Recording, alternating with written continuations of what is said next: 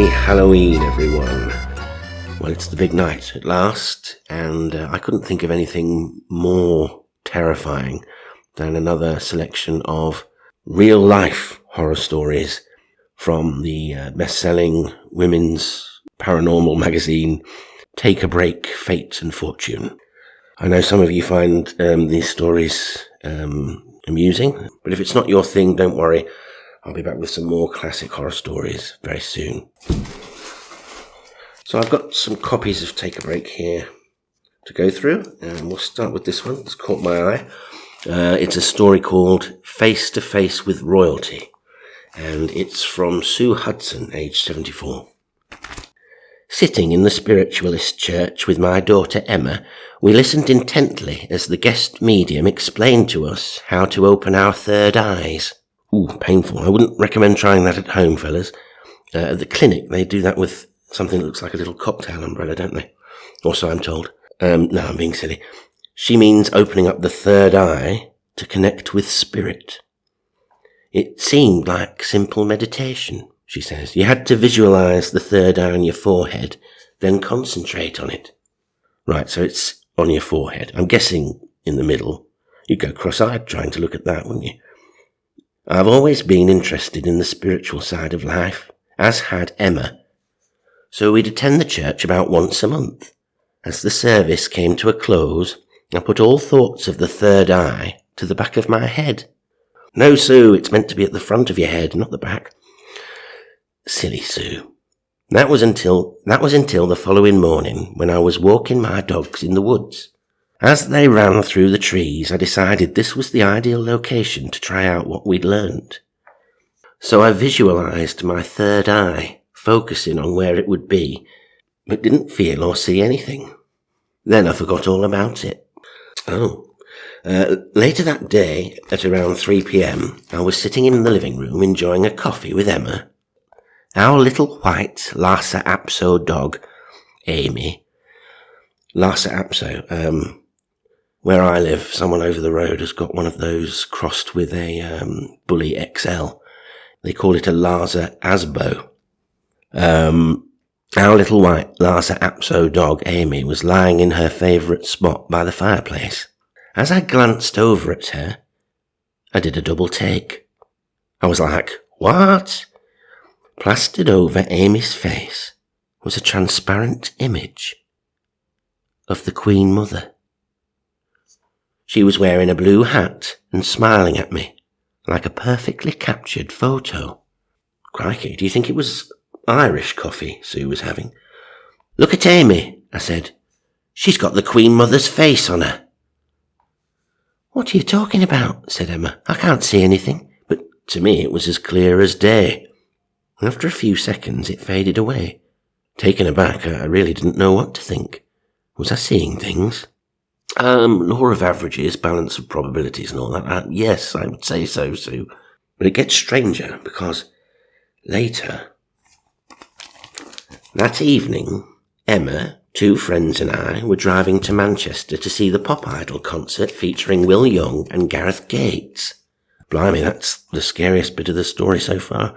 For those that don't know, because I know I have international listeners, there was a talent show in Britain ages ago, a singing competition called Pop Idol, and the 2 finalists were Will and Gareth, and it was pitched in the papers as, a battle between these 2 sort of opposites, because one was a posh gay guy with a lisp, and the other was a working class straight guy with a stutter.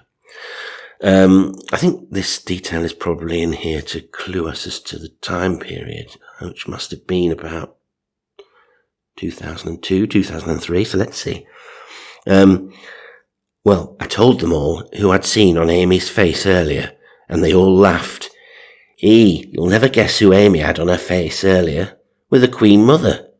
And they all said, the Queen Mother was on Amy's face? Well, I mean, we all know she was a dog lover, we just didn't know how much. I told them, and they all laughed. Take no notice, Sue. They all laughed at Christopher Columbus, as the song goes. Anyway, we found our seats We found our seats and waited excitedly for the show to start. When the host, Nicky Chapman, walked out on stage, the crowd roared. I bet they were like, "Who are you? You're not Will Young. We want our money back." Thank you everyone for coming," Nicky said. "Unfortunately, I have some sad news. Today the Queen Mother has passed." Oh, what a way to start a show. What a buzzkill. You're supposed to be building the excitement, Nicky. "Today the Queen Mother has died. And now everyone, bow your heads and give a big 2-minute silence and pay your last respects for Mr. Will Young. Woo!"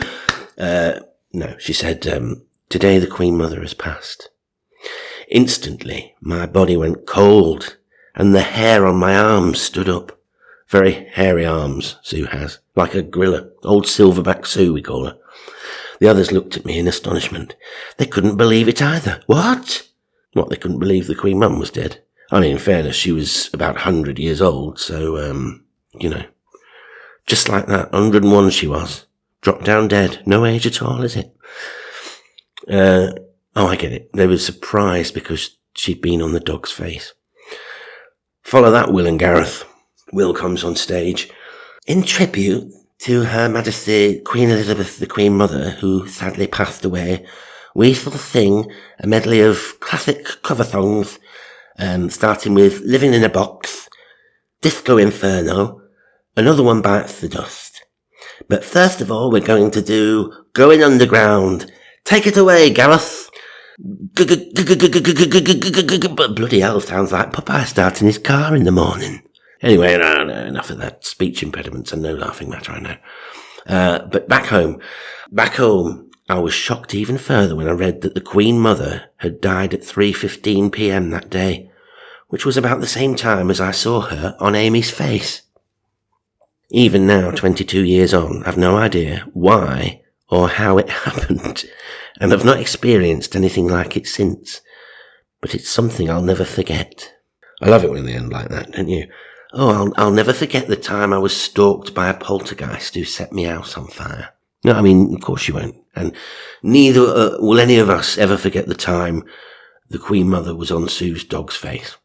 Bit disappointing, that one, Sue. I thought that what might happen was that the dog was going to increasingly come to embody the spirit of the Queen Mum. Things would come to a head when I found Amy sitting on the sofa, drinking gin and debonnaire, picking out horses in Racing Post. And she looked up at me from under her blue hat and said, "I'll have £5 each way on a Frogmore Flasher in a 4:30 at Chepstow." Yeah, absolute rubbish.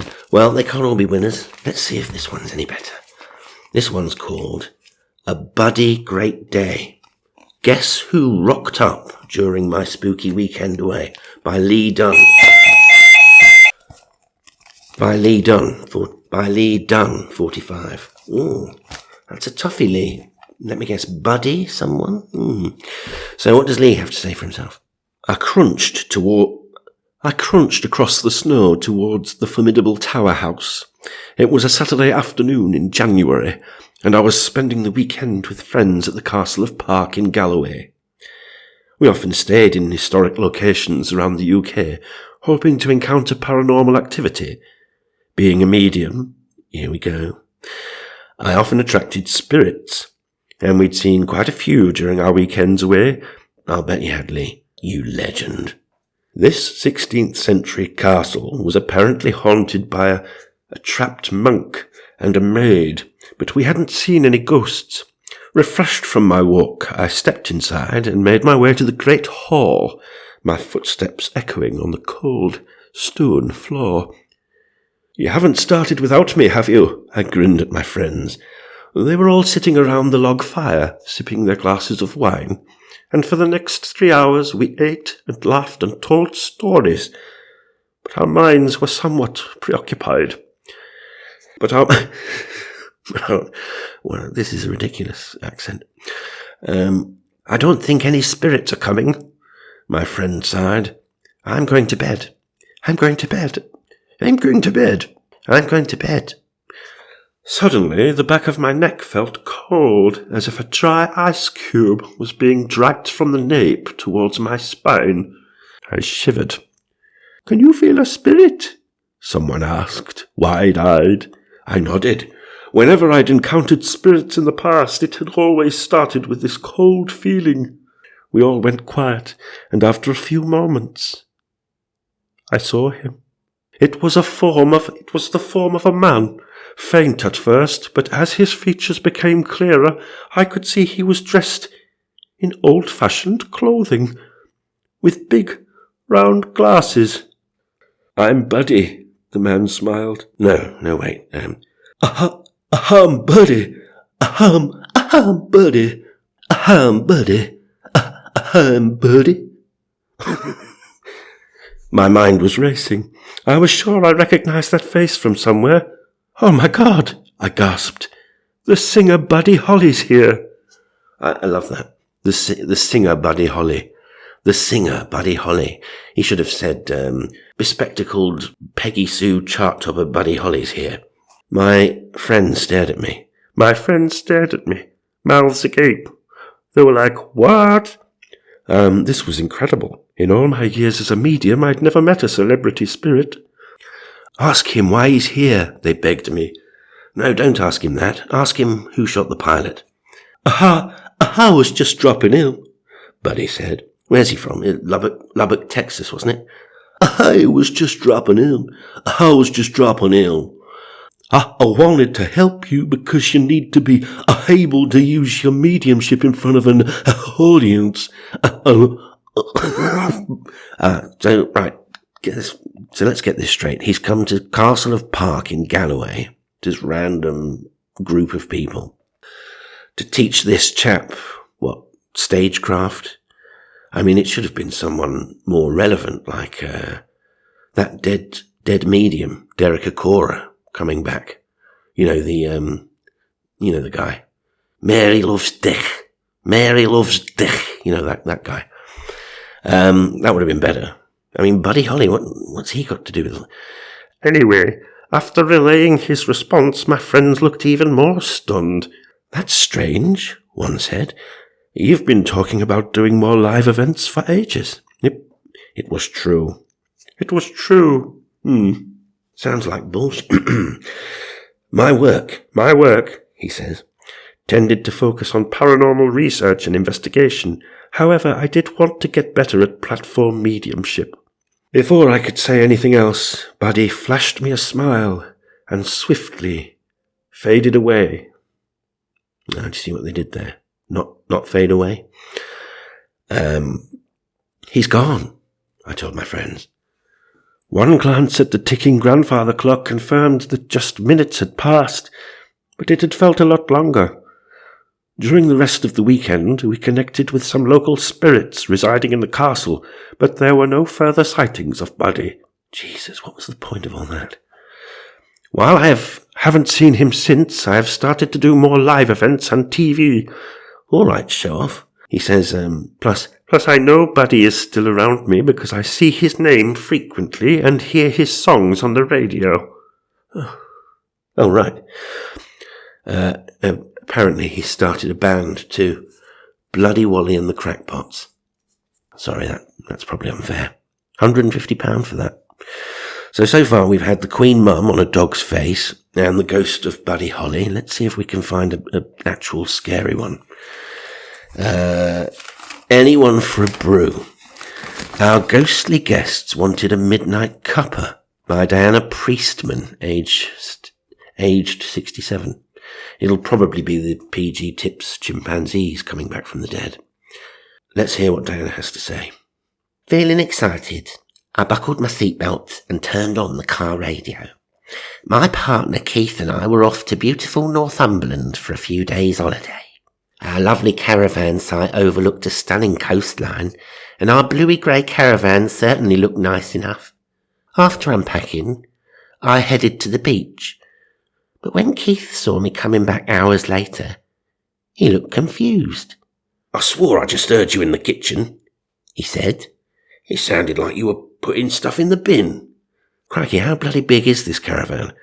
I could have turned round to look or speak to you, but thought, what's the point?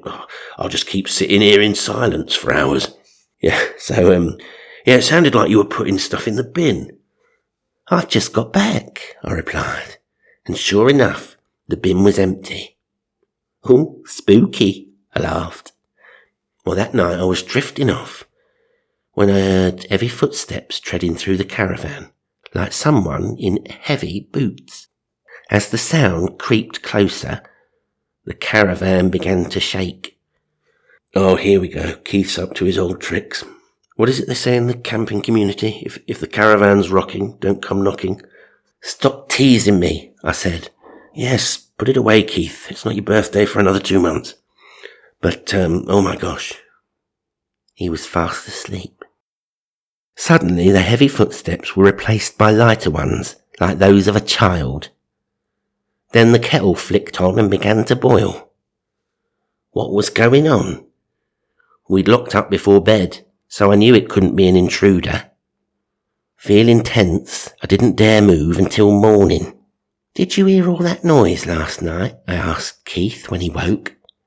But no, he hadn't heard a thing. Well, he is the least attentive man in the world. We've established that. Typical. The next night though, the same thing happened. Heavy footsteps, rocking, light footsteps, then the sound of a kettle. Maybe it's a ghost, I thought. I believed in the supernatural, but had never encountered anything until now. The following night, I left the corridor light on. But it didn't deter them. I listened again as the footsteps plodded towards the kettle. Then, silence. That's so strange. They didn't put the kettle on that night. That must mean something, mustn't it? But Diane says, too scared to get up and investigate, I hid under the covers and tried to sleep. As we packed up the next day, I started thinking, surely we can't be the only ones to have encountered our ghostly friend and their child. So before driving home, we popped into the village and asked the locals some questions. Sure enough, we were told all sorts of rumours about the land that the caravan site had been built on. Turns out it had seen many bloody battles between the Scots and the English, and terrible disease. There had also been shipwrecks nearby. With so many losses of life, I felt sure we'd experienced ghostly activity in our caravan. But why were they sticking the kettle on? I guess we'll never know. When we went back the following year, we requested a different caravan because I wanted to get some sleep. Thankfully, there were no spooky visitors this time. But walking round the site, we realised that our haunted caravan had gone. And all that remained in its spot was a slab of concrete. Right, so, as Diane says, I just hope those restless spirits have finally found some peace. Yeah, I don't know what to make of that, do you? We used to go on caravan holidays when I was little, static caravan, but we had an actual caravanette at one point, stayed at this place in the New Forest called Sandy Balls. I had always assumed it was owned by someone called Sandy Balls, but I just googled it, and apparently comes from Sandy Ballas, which is an old term meaning dome-shaped sandy outcrops.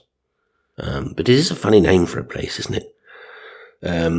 We're going camping in the New Forest this weekend. Sandy Balls? Oh no, it's just the way I'm sitting. There's a pub up the road too, and you know what that's called? The Fighting Cocks. I kid you not. Look it up. Right, next one. Not messing about. Listen to this. Oh, this again. Phantom Verses. A world-famous poet visited me from beyond. But what did he want? By Jill Pakes, age 66. Sinking into the sofa, I picked up the remote. If you're sinking into it, it's time to get a new sofa, Jill. I was just about to watch a documentary I had recorded, but as my finger hovered over the on button, the whole of my right side suddenly felt cold. As a medium of 35 years, I often got this feeling when a spirit entered. Instinctively, I grabbed a pen and notebook from the coffee table and began scribbling his words. It was only when I read them back that I realized they were a poem about a little girl sitting alone on the stairs. "Who are you?" I said. "I'm Ted Hughes," the voice replied. Ted Hughes? Where had I heard that name before? He should have been more specific. He should have said, I'm former poet laureate Ted Hughes, who wrote The Iron Man and was married to Sylvia Plath. But no. Then it hit me. Hit you? Well, he did have form for that. The poet. While I wasn't familiar with his work, I knew he was famous and that he had died several decades ago. No, about 20 years, so 2 decades, not several. I'm starting to think she's making this up. Why are you contacting me? I asked. There was a pause.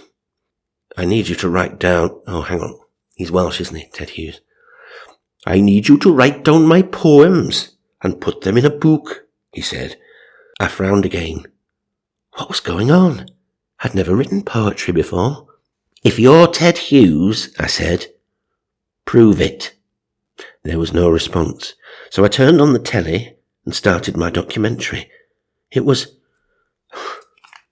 Oh no. It was a documentary about the writer Sylvia Plath, who had struggled with depression and taken her own life following the breakdown of her marriage. Suddenly my jaw dropped. The opening scene showed Sylvia with her husband. It was Ted Hughes. So this was his way of confirming. I don't get this. So she said, prove it, and then put on the Sylvia Plath thing. And he went, what? Look, there I am, on the telly. Look, on the telly, isn't it? How could I know that was me on the telly if it wasn't me? This is something else. Anyway, over the following months, Ted spoke to me frequently. It always happened when I was in a quiet room, and he never showed himself or asked me questions. He would just dictate poetry to me, and I would write it down. Oh, I suspect a book plug coming on. How dare you hijack the pages of this august periodical to peddle your wares, madam? Some days it could just be a verse. Other times I could write 3 or 4 poems, and my hand would be sore. Yes, writer's cramp. See, Ted was a martyr for that. Ted, stop dictating. My hand hurts. No, keep bloody writing, woman. I've got to express myself. You beast, Ted. Look, soon Ted had dictated more than 40 poems to me about his loved ones, so I decided to post some online. Opening Facebook, I would love to read these poems, wouldn't you? I hope we get to see one in this. Opening Facebook, I typed out and posted the poem about a husband who died of a heart attack on holiday. Hang on, I thought they were about Ted's loved ones. Who's this bloody husband on holiday? What is this? The following day, there were streams of comments from people saying they connected with the emotional words. I'm willing to bet that this poem didn't sound anything like Ted Hughes would have written. I'm imagining a heart attack on holiday. It really isn't fair. We paid for 2 weeks bed and board. You died the first night there. I posted more after that, and each time the response was crazy. Eventually I contacted a publisher. When I told her about my mediumship and connection with Ted Hughes, she was fascinated and agreed to publish Ted's poems in a book, just like he'd asked. I'm thinking, self-published.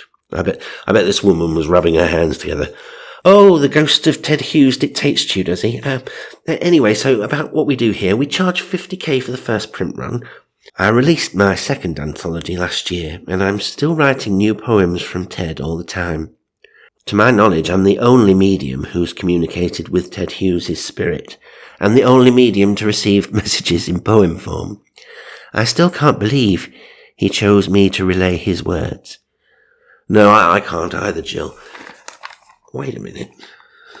There's always a photo of the person whose story it is, usually, nearly always. And under it says me. And I swear that the photo for this story we've had before. This Jill, I'm not sure if it was the same name, but she's had a story in here before. This could be fraud on a grand scale. Someone just sending in multiple fake stories. I'm going to have to go back over the back issues and see if I can find out who this woman is. She's just sending in fake stories for cash. Outrageous. So, hang on. You know who it is, don't you? It's only bloody Jill who was haunted by the crying boy painting. The crying boy painting. Get out of here with your 70s retro ghosts, Jill. You watch. She'll be haunted by the black and white minstrels next week. I could hear them in the back bedroom. They were singing, "Swanee, how I love you, my dear old Swanee." Well, I think we've uncovered a shocking breach of trust here.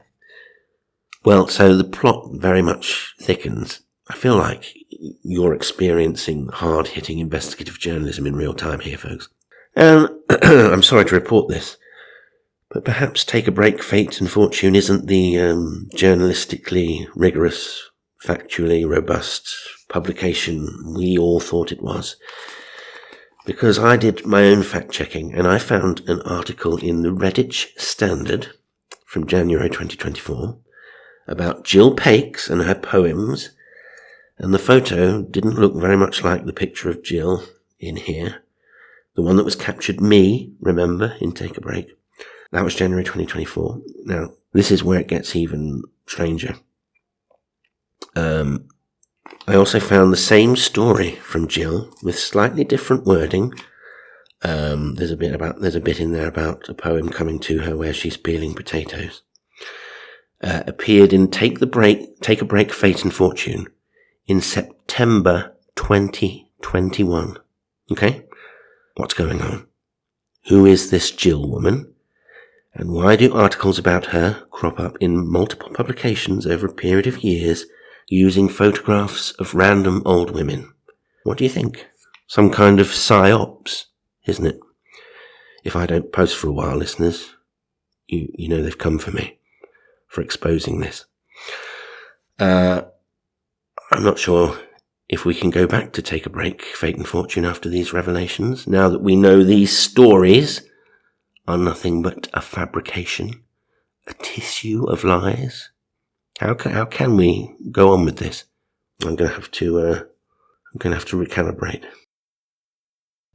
Okay, so this one looks scary. It's by Sharon Smith, aged 49. And it's called Taunted by a Tarot Demon.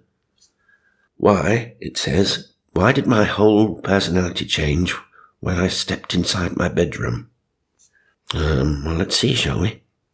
It was getting dark outside as I popped a pack of tarot cards in a box, along with a bit of silk and rose quartz. Then, yawning, I tucked it under my pillow and switched out the light. That'll keep him safe, I smiled, drifting off to sleep. Is that what you have to do then with tarot cards? Is it you have to do all that? I was 15 years old. Mum had brought me this pack of tarot cards for my birthday, and it had become my new favourite hobby. Although I didn't have a clue what I was doing, the set included a guidebook, which explained what each card meant. Now I turned to them for advice on everything from boys to exam worries, and the cards always had an answer. Things will get better, they'd tell me, time and time again. I'd always been a good girl at school and at home in Upminster, Greater London, living with my mum, dad and my big brother Mark. I'd had a nice normal upbringing, and my main passion was riding Gulliver and Folly, my two horses. Then I began to have these angry outbursts whenever I was at home, in my bedroom especially. It was like I turned into a different person. I mean, so far this just sounds like normal teenage behaviour, doesn't it? I just lashed out at whoever was nearby, much to my parents' horror. To escape, I started hanging out at my friends' houses, only returning home at 4 a.m. More arguments would follow. and things went from bad to worse. One day, after being out all night, Mum came in to wake me up for school. "I'm not going!" I shouted. "You can't tell me what to do." To be honest, that sounds like me when I have to go into the office these days. "Please don't make me go." Then something horrible happened. Staring in my eyes, Mum suddenly looked really frightened and dashed from the room, gasping. It was only later that she told me that my eyes had gone jet black, like I was possessed. Scared, Mum consulted a clairvoyant, who agreed I had probably been possessed by an evil spirit. "Sharon's tarot cards have opened up a portal which the demon entered through," she said. Oh goodness. She didn't protect herself properly while using them.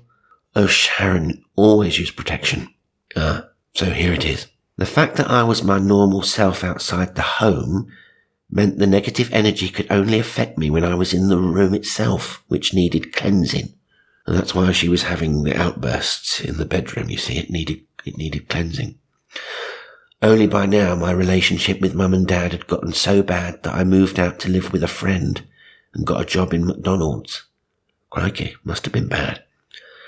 Unsure of what to do, Mum and Dad got the local priest to cleanse my bedroom of the evil spirit. He sprinkled his holy water around my bed. Oh, Father, couldn't you have waited till you got home? Around my bed while reading passages from the Bible. But when they turned to leave, he stopped. "You must remove your shoes before you cross over the threshold of our room, or you will end up spreading the demonic energy to the rest of the house," he warned. Wait, so they have to leave their shoes in the room? That would be annoying, wouldn't it? If he'd warned them before, they could have worn some of those paper things you get at the swimming pool. But there was more. And there's more. But there was more.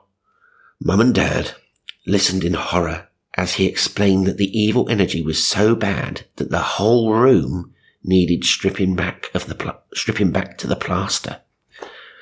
Blimey. All my fancy pink flowery curtains with matching carpet, bed linen, wallpaper, pelmets. The whole lot had to go. "Oh God, no. Not the pelmet. We only redecorated it 8 months ago," Mum spluttered. "It's from M&S and cost a fortune." So not just any pelmets. These were M&S pelmets. But the priest was adamant. "It's the only way," he explained. Probably got some kind of thing going on, don't you think? "By the way, if you're looking for a plasterer, I know a couple of fellas will give you a good price." I'm sorry, I really can't do that accent. The evil energy had seeped into every nook and cranny, and no amount of spiritual cleansing could remove it. I know that's how my parents felt when I moved out. With the ceremony over, everyone trudged to the bottom of the garden and set fire to my tarot cards, which I'd left behind.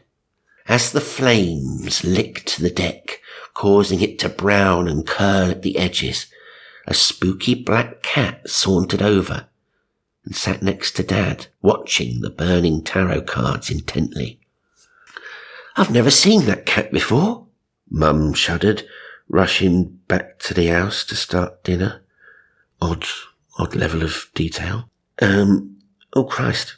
Anyway, suddenly there was a massive pop. All the electricity in the house had blown, knocking out the cooker. The evil spirit was leaving. Expensive time for Mum and Dad, this, isn't it? Redecorating, new cooker. Afterwards, Mum and Dad reluctantly pulled my room to bits, throwing the whole lot in a skip outside. Well, skip hire isn't cheap either. Before rebuying all the furnishings and putting my room back to exactly how it was before. Bloody hell, this story's so long. Soon after, I was finishing up my shift one evening at McDonald's when Dad's friend John appeared. He was the local policeman. You know, that one local policeman that you have. Hello, he said. "I'd like a quick word, madam, if you don't mind." I nodded. "Your parents love you and miss you," he said. "Is there anything you can think of that would explain as to why you've fallen out with them?" Always the policeman, see. I was lost for words. Well, that's all right, Sharon. You do have the right to remain silent. Now I thought about it, I had no idea why I'd been cross at them. I just had. As you have been unable to provide a satisfactory reason, I am going to have to ask you to accompany me back to your family home, said John. Reluctantly agreeing, I let him help pack my things, and Mum and Dad were soon welcoming me back home with open arms. Stepping into the room, I felt a strange lightness. The smell of wallpaper and fresh bedding startled me. I had no idea it had been redecorated until next morning when Mum came in with a cup of tea and sat down on my bed. You might be wondering what this is doing in here, she said, pointing at the Bible in my drawer. I listened, shocked as the whole story came pouring out. How I'd been possessed without realizing it, the part the tarot cards had played, and how the entire contents of my room had been chucked in the bin.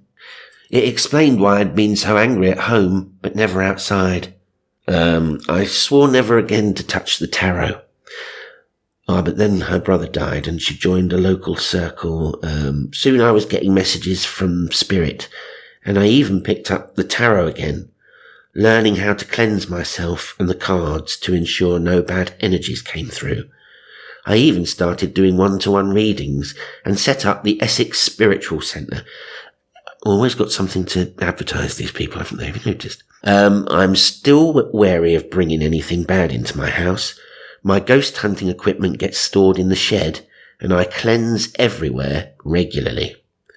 Well, that's good to know, Sharon. Keep things nice and fresh. After all, you never know what's lurking around the corner. Astonishing admission from a clairvoyant, that. Okay, what shall we have next? What about this one? Nice bit of romance. Nice photo of a father giving his daughter away on their wedding day. Oh, no, I think they're the bride and groom. Whoops. It says, Mystic Matchmakers, when I came to finding my dream man, I knew exactly who to turn to for help. By Athena Bailey, 29. Sitting on the sofa watching TV with my boyfriend. Careful you don't sink, Athena. I was suddenly distracted by a piercing white light. What's the matter, Athena? My boyfriend asked. As I stared in surprise, the light took on the shape of a beautiful winged angel and floated towards me.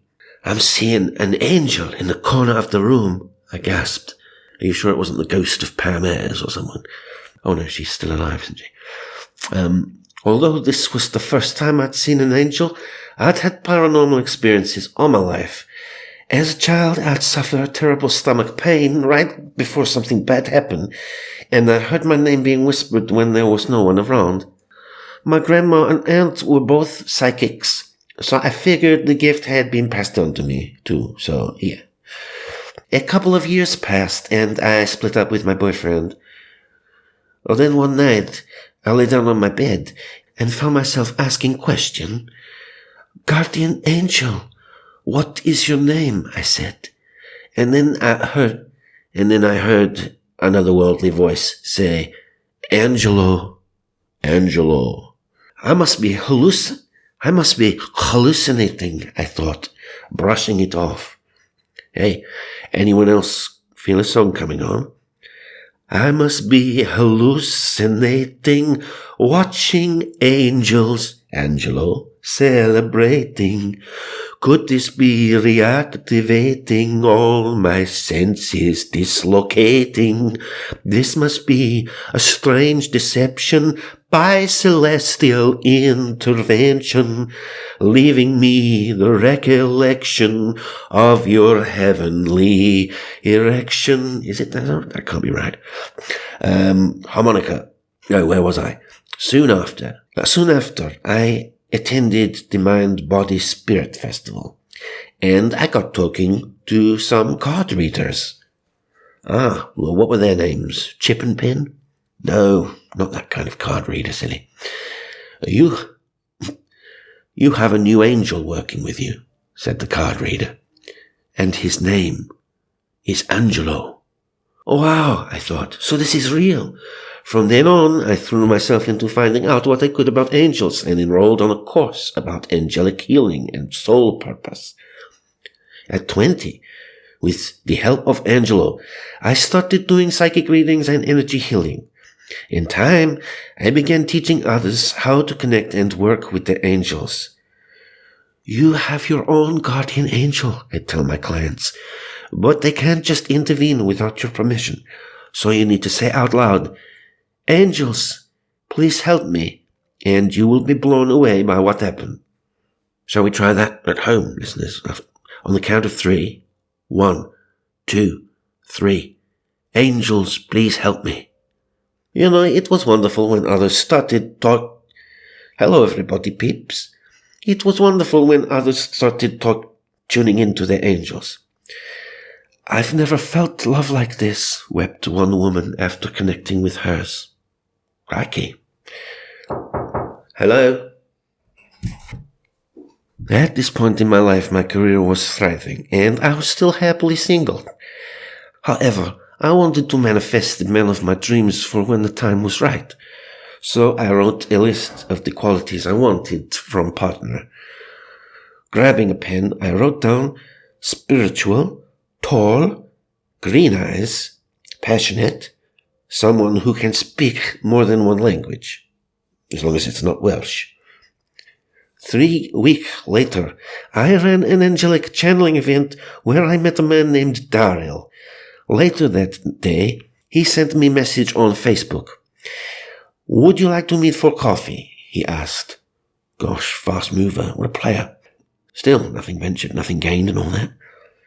But although Daryl had green eyes and was clearly spiritual, he was midget.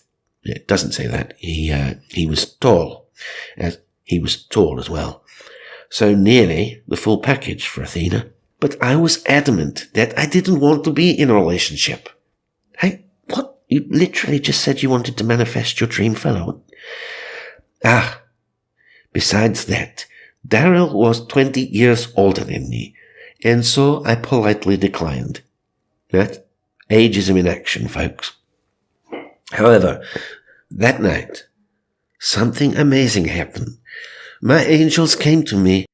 "You must meet up with him," they urged. I trusted them so much that I agreed to date with Daryl.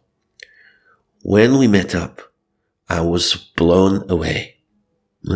Told you, fast mover. Daryl ticked everything on my list. He even spoke second language. In time, we became official.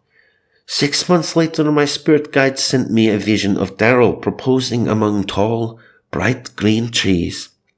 4 years later, I was stunned when, while away for a weekend at a nature reserve, Daryl suddenly got down on one knee. Careful, Daryl, you'll get stuck down there at your age. And when I finally help him up, I say, "Yes, of course, we get married, and we were married last year." I couldn't be happier. And I truly believe it's all thanks to my angels. I urge others to reach out to theirs. They can really help light your way. Listen, you've all been absolute angels listening to this garbage, especially if you've made it right to the end. And if you did, I hope that you found it enjoyable and maybe even educational, and that you found something to chuckle at.